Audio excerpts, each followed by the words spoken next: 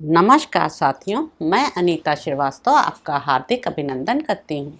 श्रीमद् वाल्मीकि रामायण में आज का प्रसंग है अपनी स्त्रियों से घिरे हुए रावण का अशोक वाटिका में आगमन और हनुमान जी का उसे देखना।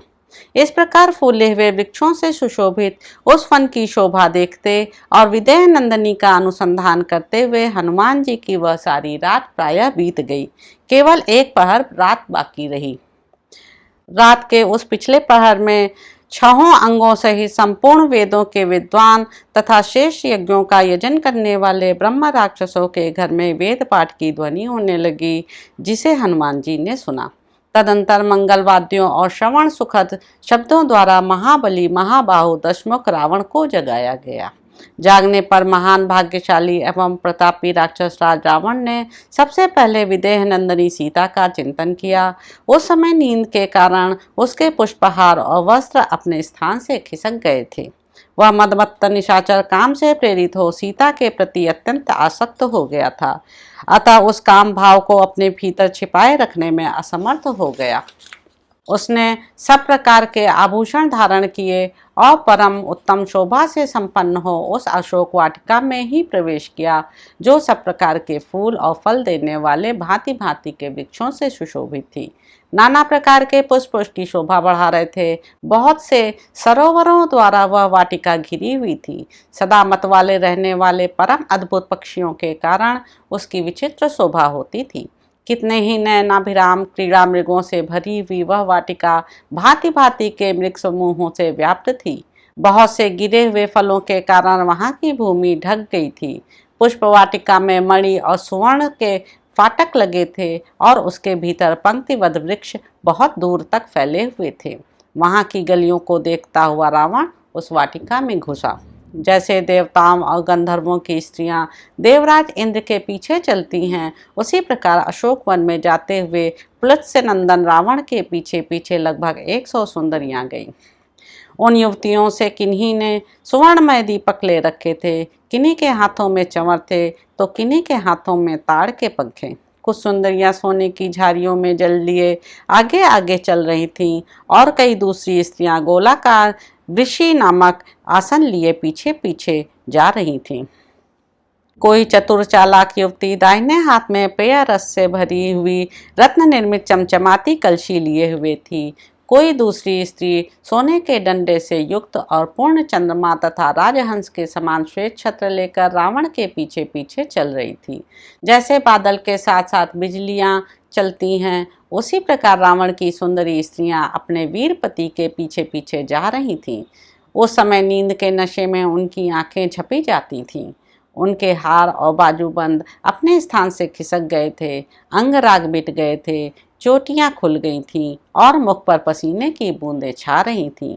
वे सुमुखी स्त्रियां अवशेष मद और निद्रा से झूमती हुई सी चल रही थीं।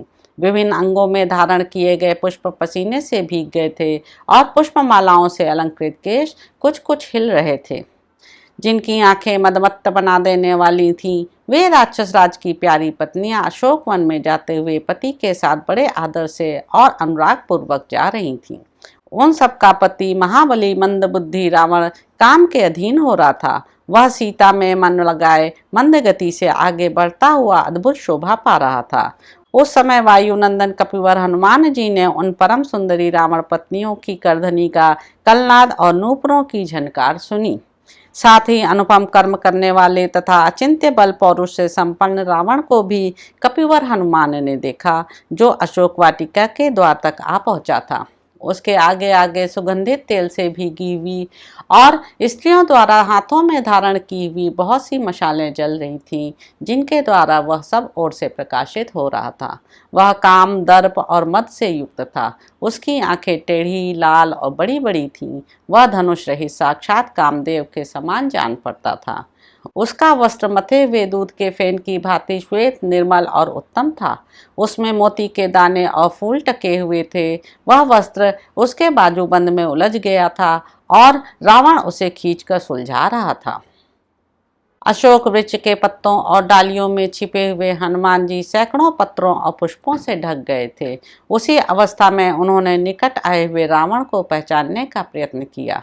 उसकी ओर देखते समय कपिश्रेष्ठ हनुमान ने रावण की सुंदरी स्त्रियों को भी लक्ष्य किया, जो रूप और यौवन से संपन्न थीं। उन सुंदर रूप वाली युवतियों से घिरे हुए महायशस्वी राजा रावण ने उस प्रमदावन में प्रवेश किया, जहां अनेक प्रकार के पशु पक्षी अपनी अपनी बोली बोल रहे थे। वह मतवाला दिखाई देता था। उसके आभूषण विचित्र थे। उसके कान ऐसे प्रतीत होते थे मानो खूंटे गाड़े गए हैं। इस प्रकार वह विश्रवा मुनि का पुत्र महाबली राक्षस राज रावण हनुमान जी के दृष्टिपथ में आया। ताराओं से घिरे हुए चंद्रमा की भांति वह परम सुंदरी युवतियों से घिरा हुआ था।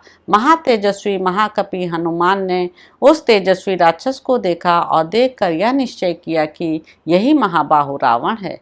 पहले यही नगर में उत्तम महल के भीतर सोया हुआ था। ऐसा सोचकर वे वानरवीर महातेजस्वी पवन कुमार हनुमान जी जिस डाली पर बैठे थे वहां से कुछ नीचे उतर आए।